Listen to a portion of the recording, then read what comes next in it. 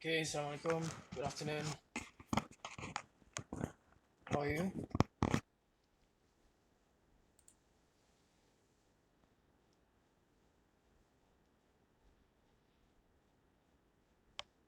Apa khabar? Can you hear me? Okay. Good afternoon. Semua sihat?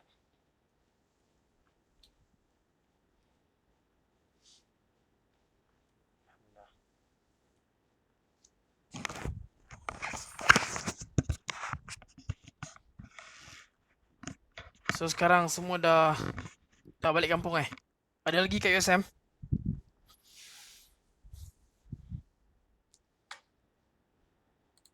Dia semua dah sampai kampung?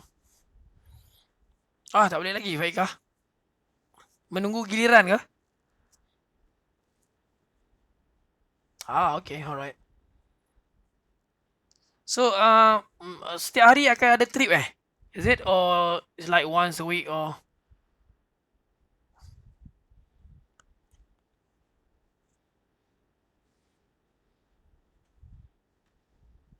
masih ramai lagi ke dalam kelas ni yang belum balik?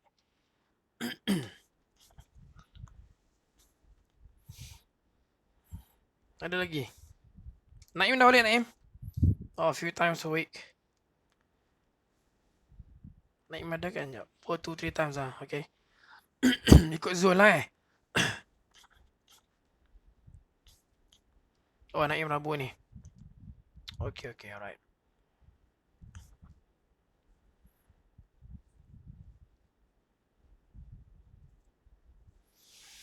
Okay. Itulah insyaAllah semoga semua dipermudahkan insyaAllah. Alright, so let's get started.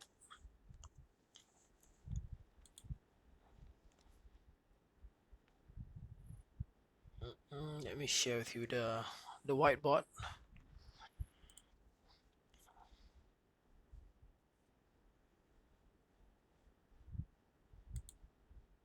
Alright, okay.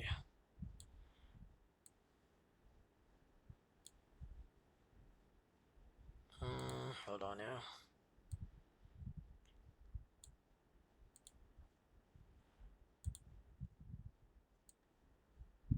Alright, can you guys see the whiteboard? Okay, that's good. Okay, so let's continue where we left last Thursday, right? Last Thursday, Friday no class. So we've discussed a little bit about the PN junction under illumination, particularly the design of silicon solar cell, industrial silicon solar cell to be more specific. Just to get some ideas of how the design looks like and how do we relate the parameters to the physics that we've learned before we actually learn solar cell as a device. So let's look at this schematic like what we drew last week. So I told you to go back and find out about the doping level, right? The doping levels on both sides of PN junction in industrial silicon solar cell. So yeah, what have you got? Why is it not designed to be low doping levels on both sides, or not high doping levels on both sides, but instead we normally have some gradient like this? The emitter on top is usually with higher doping level, and the base or emitter, base or absorber, actually base or absorber, yeah, be slightly on the low side, 1016. Okay, any findings, any ideas? Why is it designed this way? Anyone would like to share? Kenapa kita tak high both sides and low both sides?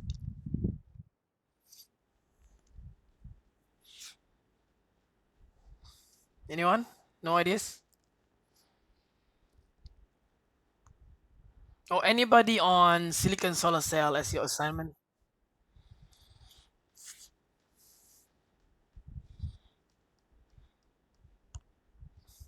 Any guess? Maybe any guess? Ada jumpa anything on this? Okay, let me see. Jasmine said there will be mixed losses of opposite charges on base, so low doping level. All right. Mixed losses of opposite charges. Are you saying recombination, Jasmine?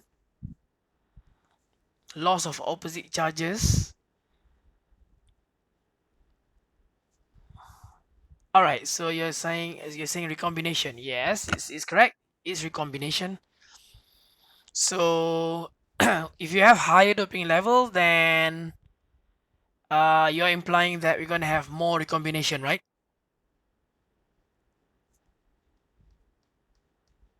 Okay, all right. Jasmine said that recombination is the challenge if you do um, equally high doping levels on P side uh, or base or absorber, right? Yes, that's correct. That's one of the reasons.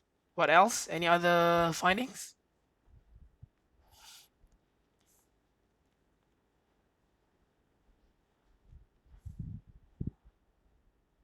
Why don't you why don't you do low doping level for emitter as well? Will it be possible? I don't know, say if your base is 116 and your emitter is 117 or 116, equally 116, will it be possible?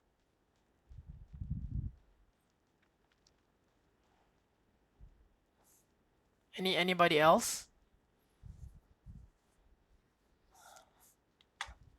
That idea? So let me look through the name as usual.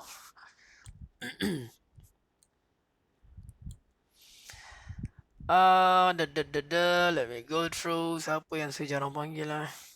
Nabila. Nabila, are you around? You're not on. You can type, yes. Nabila? Any ideas, Nabila? Nabila Rizwan.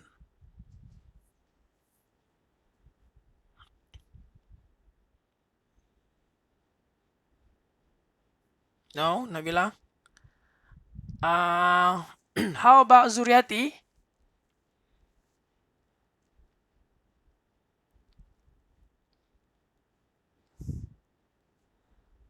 Zuriati? No news? No idea?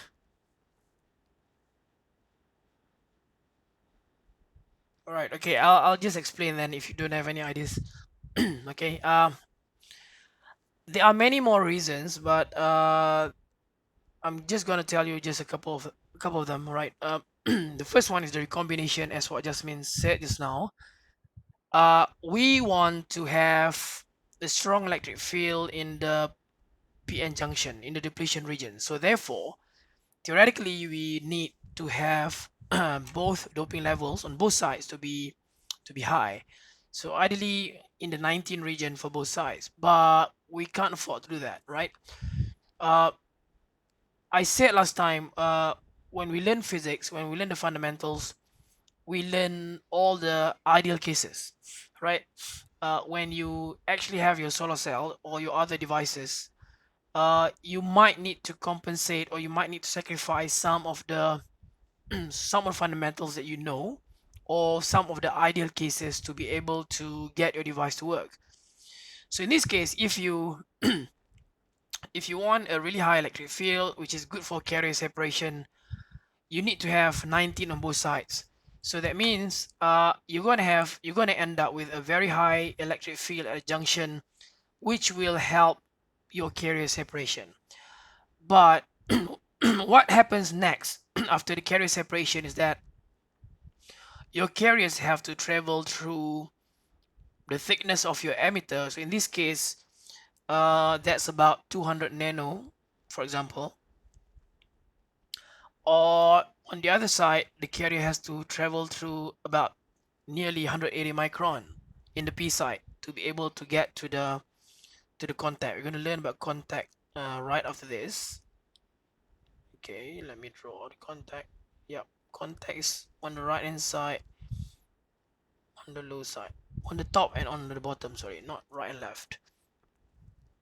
So the top side is for the negative side, for N type. For the rear side is for the P type. Okay, so the carriers have to travel through, and if you have a very high doping levels in P side, for example, and just imagine uh, the whole has to the minority carrier has to travel through 180 micron and survive high doping level at the same time to be able to meet the contact. So it's going to be very difficult for the minority carriers to do so. So therefore we have to compromise our electric field strength. In this case, we need to reduce the doping level to typically around 16. The maximum the P type can go is usually up to 1017. So that means 1E17 for some reason for solar cell later, but it's typically hovering around 16 to 17. It cannot go up to 18, 19, right? Or else the diffusion length in the P type will be very, very low, and it also affects the bulk lifetime, T tau B, right? Tau B in the base, tau B will be affected as well. So if your doping level is too high, then your tau B will be very low. As a result, your L is equal to square root D times T, which is diffusion length, will equally be low as well. So the carriers won't make it to the contact, right? So that's why you have to reduce the doping level to this level. On the other side, if you look at the emitter, the thickness of the emitter is only about 200 nanos. So it's still okay if you don't dope it to the low level, because the distance needed to be traveled by the carriers is just a short distance, just a 200 nanometers distance. So even though you dope the doping level, the dopant to this very high level is still okay, right? And ideally we want high doping level, remember. So going low is a compromise that you have to do to be able to get improve minority carrier diffusion length. Okay. Yep. So as I said last time, the P side can also be on top and can also be here. So yeah, but the most typical one that you'll find in the market, in the manufacturing, I'd say about 60 to 70% uses N as emitter and P as absorber or as base for silicon solar cell. The other 20 to 30% use P as the emitter and as the absorber, right? It's due to some other reason that we're going to learn a little bit later on, right? Or maybe some of you who are working on the devices or silicon solar cells, to be specific, can share this out or figure this out and share this during your presentation later on. Okay, so is it clear why do we have to go to this kind of doping levels in silicon solar cell as an introduction before we actually go into the solar cell as a device? Is it okay so far? Any questions?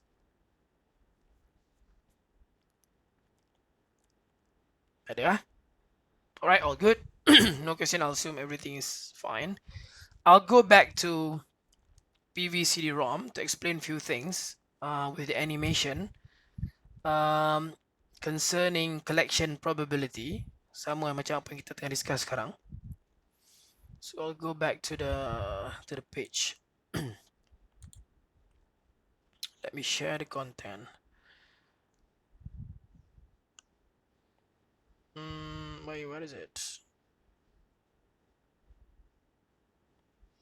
Hold on, yeah. Let me get the page. PV-CD-ROM. Okay. Oh, okay, yes, Faika. Go on. While I'm sharing the page.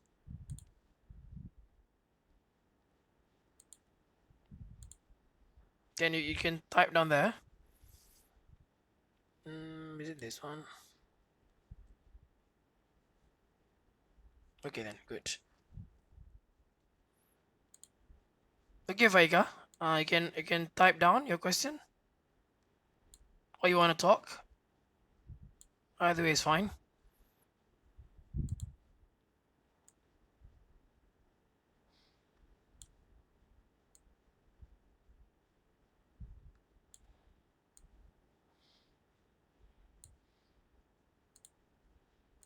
Okay. The emitter's doping level should be E19. Okay, right. So your question is, good question. Right, regardless of material type, yes.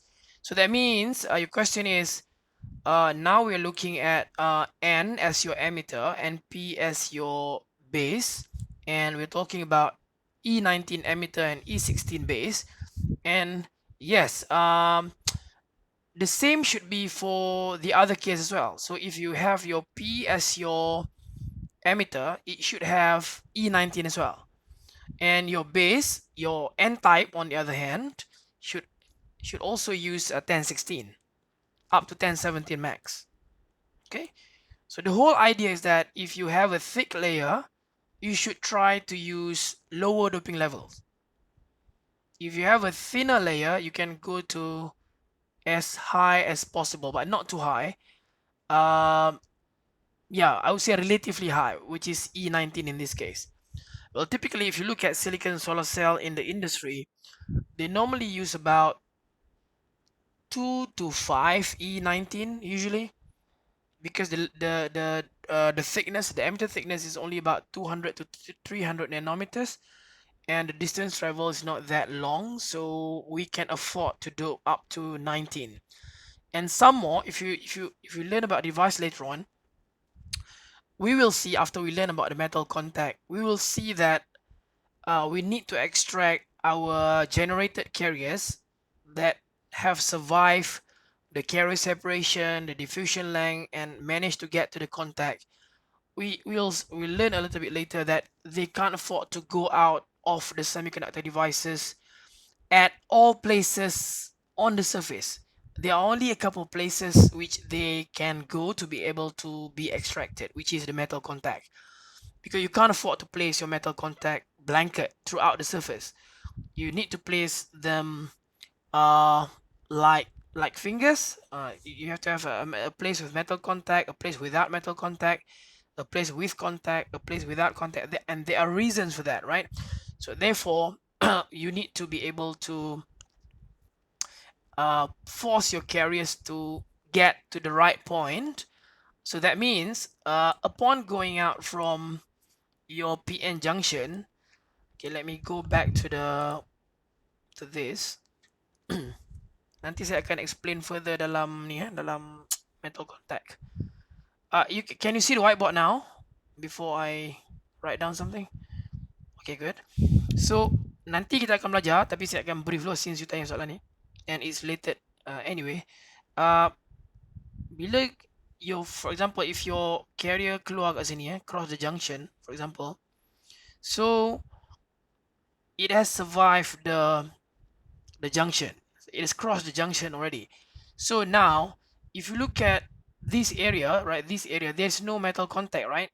It's an empty space. So your metal contact is on the right hand side and on the left hand side of the carrier. So kalau carrier kat sini kan. So to be able to get to the metal contact, to the nearest contact, to be more specific, to the nearest contact, to be extracted to the outer circuit, your carrier has to travel either to the right or to the left of the junction within the emitter punya area kan. So that means to be able to move through the emitter easily, you need to provide sufficient lateral conduction. Let me write down here. lateral conduction. Lateral means apa? Horizontal lah, horizontal. Maksudnya dalam channel tu dia kena ada enough conductivity for the carrier to move through, then only they can move through successfully and get to the contact, to the nearest contact. So to ensure lateral conduction which is sufficient for them to move through, your doping level has to be very high. So doping has to be very high.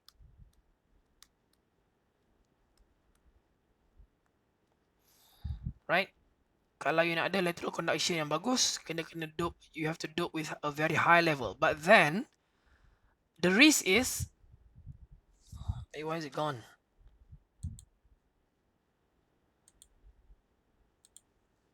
Hold on. So the whiteboard is gone.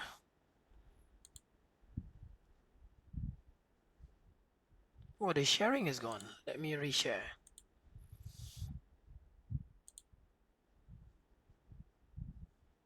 Okay. Now you can see the whiteboard. Terhilang tadi ya. Okay, good.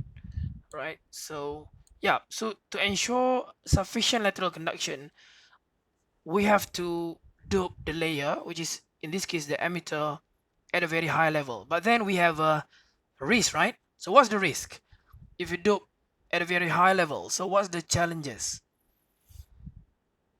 So you dope very high, for example, beyond 519, 619, 819. What's the challenge? What's the risk? Recombination, right? Recombination.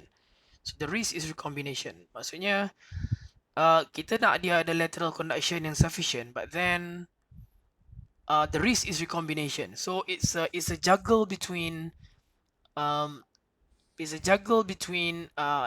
conduction and recombination. So kena cari sweet spot lah. So that means if you do process optimization, kalau you buat device, you have to check whether your whole device is performing better at 118 or 119 or 319 or 519 or 719, because you are now juggling lateral conduction with recombination. So yeah, so that's the thing. Okay, so we've learned the physics, but then when it comes to the actual parameter for your device, it's always a juggle between something and something that you have to experiment and see the results. Okay, so is it okay, Faika? I'll move on. Yeah, right, that's good. So I'll go back to the PVC DROM. Okay, so please confirm, can you see the page now? PVC DROM collection probability. Can, right, that's good. So we have discussed a little bit on this last time, so I would like to recap and try to relate with your PN junction that we've just discussed just now. So if you look at this figure, the top one, where you can see collection probability on the y-axis and distance into the device on the x-axis. So you can also imagine our schematic just now on whiteboard. The left hand side is your emitter. The middle region is the depletion region, and the right hand side is your absorber. Okay, so this page is more tailored to solar cell, so that's why the explanation is more for solar cell, but it is fundamentally similar to the PN junction, right?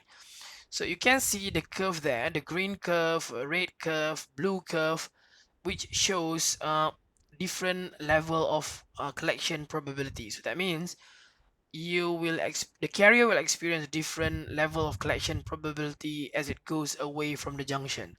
And all this while, we have been assuming that the collection probability of the carrier within the junction region or within the depletion region is equal to 1, as given by the yellow region here, right? You can see it's 1.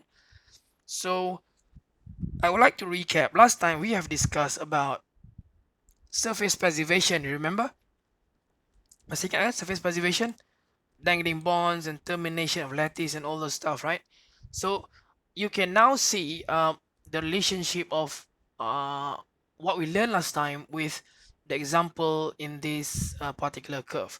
So if you see on the right hand side in the base, um, if your device or if your solar cell, to be more specific, has a good surface preservation, so you're going to have collection probability with green color. So that means at the rear surface on the y-axis, secondary axis, kat belakang, kanan, so you can see the collection probability is relatively high compared to others because of good surface preservation. So now let's recall, if you have a good surface preservation, will your surface recombination velocity be high or low? If you have a good surface preservation, will your SRV be high or will it be low? Good preservation.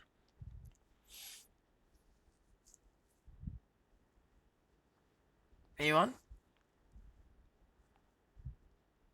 So if you're looking at the green curve on the right, so will your SRV be high or be low? What do you think? I'm trying to relate your preservation with your SRV with your collection probability. High or low? Let's make a guess. Anyone? Azri low, Isyan low, Jasmine low. Yes, the answer is low. So to be able to have a good preservation, no, to be able to have good surface, you need to preserve it, right? Preserve the surface due to the presence of dangling bonds, termination of lattice, kita dah discuss belum ni. So the moment your surface is well preserved, as in the green curve, as shown by the green curve, your SRV will be low. Your surface recombination velocity of the carrier will be low, right? So if you're comparing that with the red curve or blue curve, so red curve is the middle SRV and middle collection probability, and the blue curve has the highest SRV, hence the poorest collection probability. So you boleh relate collection probability itu dengan diffusion length. The blue one has the lowest diffusion length sebab tu dia mati halfway. The red one has, I would say, the middle diffusion length. The moment it reached the surface, it just reached the value close to zero. So if you're comparing those two with the green curve, green is very high, so that means the surface is well preserved. So the same goes to the emitter as well on the left hand side. Now you can actually animate this, you can play this with using this curve below. You boleh tengok let's look at the emitter now. Emitter is on the left hand side. Kalau you tengok kat emitter tu, dia punya region is about up to 1 micron, right? You look at the x-axis, 0 to negative 1 micron, which means the dimension is roughly about 1 micron max. So on the left hand side, your base, the thickness is about 300 microns. So your wafer thickness in this case somewhere 301 more or less, right? Just similar to what we've discussed in our schematic just now on the whiteboard. Cuma you flip kan ya, flip ya. So let's look at the base diffusion length yang pertama ni. So on this lever, if you look at now the base diffusion length, so it's now 100 micron. So 100 micron, what does it mean? What does it mean by base diffusion length of 100 micron here? Apa maksudnya?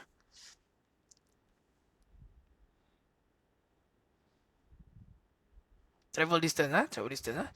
So if you increase the travel distance, if you increase the base diffusion length, your L punya parameter, parameter L, so it's gonna go up accordingly, right? It's gonna go up accordingly. So that means if you ensure your base to have high diffusion length of the carrier, so that means your collection probability on the y-axis is gonna go up, right? The higher the base diffusion length, the higher the collection probability at the rear side of the base. So assuming carrier tu dia sampai ke contact lah, sebab contact dekat belah depan dengan belah belakang. So now let's look at the second parameter. rear surface recombination. Now it's 1000 centimeter. Ni tak, oh, unit tak habis ni, right? So S rear, so let's look at S rear. Is there any effect at all? So if you increase your SRV, so this is actually SRV, okay, surface recombination velocity. So if you increase to the right, so your collection probability will reduce. So okay, if you leave it like this, so now if you look at the right hand side, is your surface well preservated or not? If I leave it like this, is your back surface well preservated or not? If I leave the collection probability like this, the blue curve, is it well preservated? No, right? No. Why? Because the SRV is high. Good. So that means you understand. So SRV is high as a result of poor preservation. So therefore, your collection probability will drop to 0 or even less than 0 at the real surface, right? On the other hand, if you push this to the left, to the lower value, or typically if you talk about silicon solar cell, the typical SRV is somewhere 200, 300 for good surface preservation, right? Good surface preservation has somewhere around 200 to 300. So maksudnya collection probability is somewhere here. So I'll leave it 200 to 300. So collection probability is somewhere here, around 0 0.8, 0 0.9, 0 0.7. So somewhere there, okay? So the same goes to the emitter as well. Same goes to emitter as well. You can play with that, and also with the SRV. Nah, sama. Konsep dia sama. So yeah, that's it. So the equation that we learned in our slide is also displayed here, but they use different what you call different notation. Tapi dia punya message dia sama. What you call the light generated current, collection probability here, as shown by the small curve here, and also this curve, the generation rate against the cell depth. So in some cases last time we have assumed that the generation is uniform throughout the bulk. So that means the spatial generation, spatial space lah, maksudnya ruang, volume, generation in the volume has been assumed to be constant throughout the bulk, but the actual case is not. We've learned last time when we learned about reflection, transmission, absorption. So the generation rate is actually like this, takes this profile, right? Exponentially goes down as we go into the bulk, into the silicon, for example. So therefore, if you revisit the equation up here, or equation in the slides, right? The function gx here that has to be integrated over the whole region. So times dengan collection probability or CP. Kalau dalam slide kita pakai FC ya, function untuk collection probability. But on this website they use it as CP, collection probability. So it will drop as well. It will drop as well. So you can also play with this. The curve down here, normalized generation rate on the y-axis and depth into silicon on the x-axis. So now if you look at this lever, we can move either to the left or to the right. Let's move it to the left to go to shorter wavelength region. So that means, for example, kalau you pakai 550, right? If you use 545 nanometer of incident light, so this is how the generation profile looks like, right? So that means lambda is equal to 545. So absorption coefficient of silicon is equal to 7050 cm minus 1. This one you have to go back to the absorption coefficient curve when we first learn about absorption problem in the crystalline silicon. So you boleh tengok kat sana crystalline silicon punya curve tu dia punya alpha value at lambda equals to 545. So it will be equal to 7050, and the generation profile will be something like this. So that means that means kalau you pakai, apa maksudnya kat sini? Kalau you pakai lambda is equal to 545, so generation profile of the flux tu dia akan hanya masuk up to around 10 micron. Dekat 10 micron tu dia dah decay kan? Dia dah reach to almost zero. So that means dia hanya akan reach 10 micron of the silicon only. Okay? Kalau you imagine, if you move it to the right, okay, if you use up to say,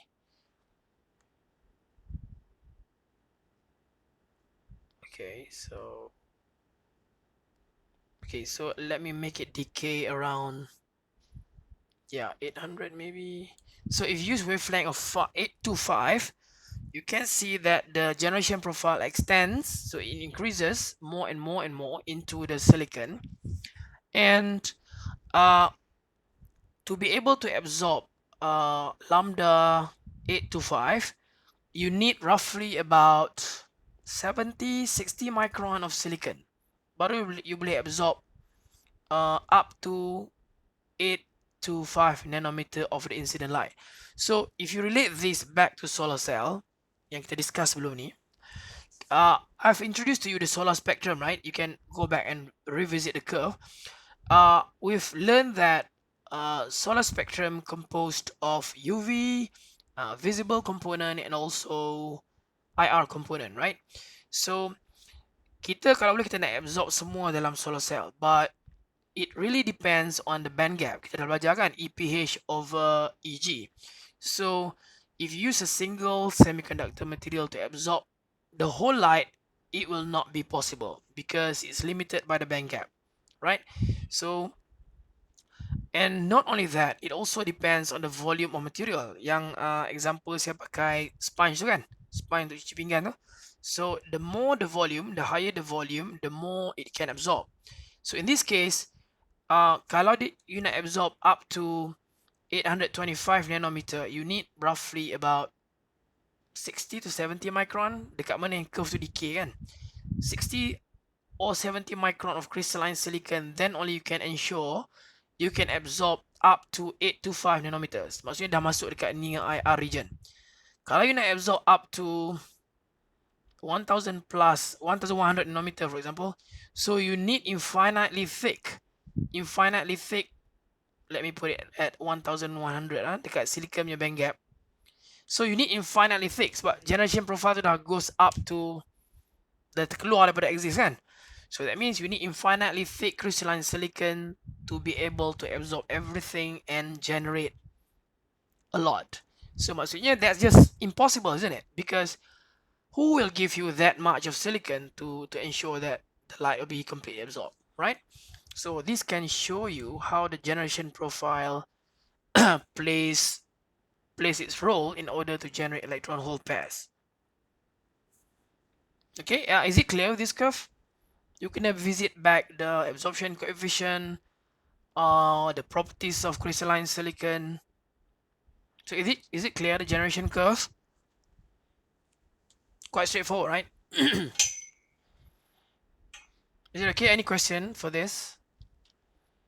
Clear, that's good. Ada soalan on this? You can come to this page, collection probability under solar cell operation number 4.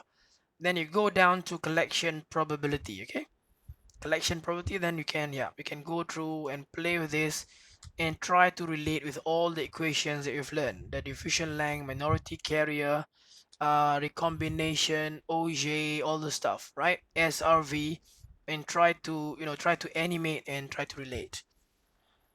Okay, so yeah, I think that's all. Oh yeah, I still have one slide to go, sorry. One slide on the PowerPoint, then I'll just finish this off. Let's go back to the slide. Oh no, not this one. This one is the next one.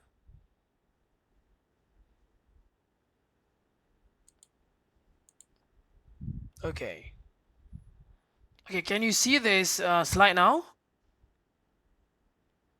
Nampak tak? PowerPoint? Okay, that's good. Okay, so last time we've stopped here, right? The design of PN junction depth. So we've learned that you need to have your PN junction to be as narrow as possible, because if you go too deep, then collection probability will suffer due to the diffusion length problem. Then your GX is there as well, generation profile. So you have less photons to play with, okay, less photons to play with. So as a result, your current will be lower, right? I don't want to go through this page. I'm not going to bother with you with this. Continue to equation. This one you don't have to, you can go through, but you don't really have to, you know, uh, worry about it, right? I would like to mention to you one thing about depletion region effects, which is the last part of this topic. Um, all this while, we have been assuming that the collection probability in the depletion region is equal to 1. So maksudnya, um, whatever we have swept through the depletion region is assumed to be equal to 1, the collection probability. In actual case, it's not. Ni cuma untuk simplification ya, because the moment you have collected, you have swept your carriers across the PN junction, they are pretty much safe, but not really, right? So therefore, the collection probability was assumed to be 1 in our last lectures, right? The actual case is, if you fabricate your PN junction devices, doesn't matter what it is, as long as you have a junction, the collection probability in the depletion region is not 1. It's not 1. Okay, it's lower than 1 actually. So let's go through this page. The depletion region has been ignored in the analysis so far because we have assumed that collection probability is equal to 1. We should consider recombination optical generation within the volume of the depletion region. So in actual case, there are recombinations and there are also optical generation in the depletion region. So if you look at the recombination explanation there, so the physics here are not straightforward. Yeah, it's a lot more complicated than what we've learned before. However, the contribution of the recombination in the depletion region results in an additional current that flows in parallel to those of the n-type and p-type. So there'll be another current flowing together in parallel. So the key is in parallel. So that means the current is present, and as a result, your diode equation will be represented by this J J depletion region, or JDR if you like to put it that way. So be equal to J naught 2, which is due to recombination in depletion region. J naught 2 recombination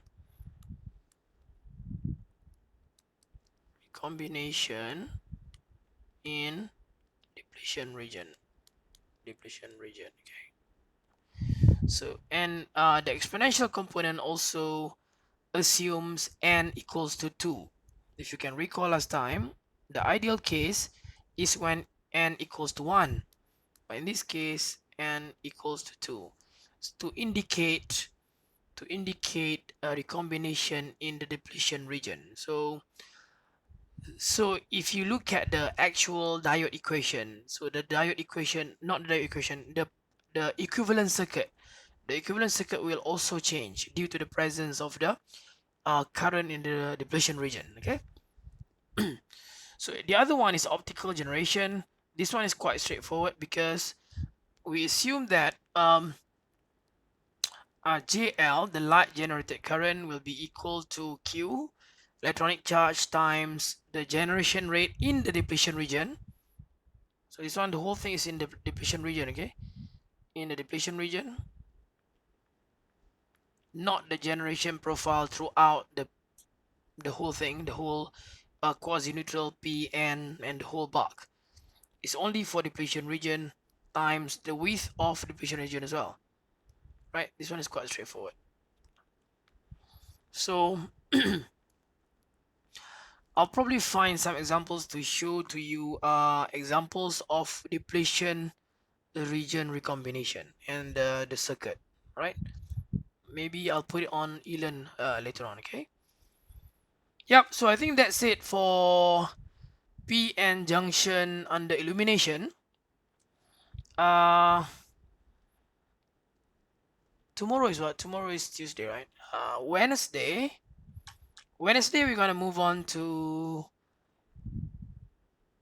the next one is metal semiconductor junction. I've already uploaded the notes on Elon, so we're gonna learn on what's gonna happen next when we manage to extract the carriers. So now the extracted carriers have to go through the outer circuit, but before that they need to cross metal contacts first on the P type and on the N type. And also, if you don't have a junction at all, if you just have a P type material or an N type material, but you put on contacts on top of the layer, what's going to happen to the carriers? Okay, so yeah, any questions so far? How's your presentation one? How's your presentation one going? Have you tried to access the Padlet? Can you open the Padlet? All right, still working on it. Have you tried access the Padlet? You're not blocked, right, from Padlet? Saya dah buka to public hari tu. So I'm not sure whether you've tried the link. Go back and try. If you have any problem accessing the page, let me know. I'll revisit the setting. So can open. All right, that's good. So you can see the page, right? Until you can try dummy upload first before you upload your actual files. So any question on presentation one? Okay so far, preparing now. So tak ada that's good. So remember the due date is this Friday, right? 8 hari bulan. I think I put it midnight if I'm not mistaken. And hari Khamis ni Wesak kan? Did you check? I just saw the academic calendar, the revised academic calendar. It shows Wesak, right? Okay. So it's off. So we don't have any class on Thursday then. So maksudnya kelas kita hari ni Wednesday we're gonna do metal semiconductor junction. Hopefully finish by then. And Friday we're gonna go back to our lecture. Untuk Padlet upload terus boleh? Yes, I think so. Yes, I've opened the privilege to all. So I think you can just, if you're done, you can try upload a file. Kalau you tak nak upload your actual file yet, you can just upload a dummy file. Ataupun kalau dah siap, you can just upload now and I can look at it already. So you tak payah tunggu 8 hari bulan. If you just ready, then just upload and I can see I can do some assessment already before the Q&A session on our class sessions. Okay. Any other questions on assignment? Oh no, not assignment. Presentation one. Tak ada. So kelas minggu ni 3 hari ya. Hari ni Rabu dan Jumaat. Okay. So Wesak on Thursday. Minggu depan pun ada cuti ke? I think Nuzul Quran kot. So Quran on Monday. Replacement. So minggu depan pun I think 3 hari juga lah. Right then, if there are no other questions, so that's it for today. I'll see you again, inshallah. Assalamualaikum.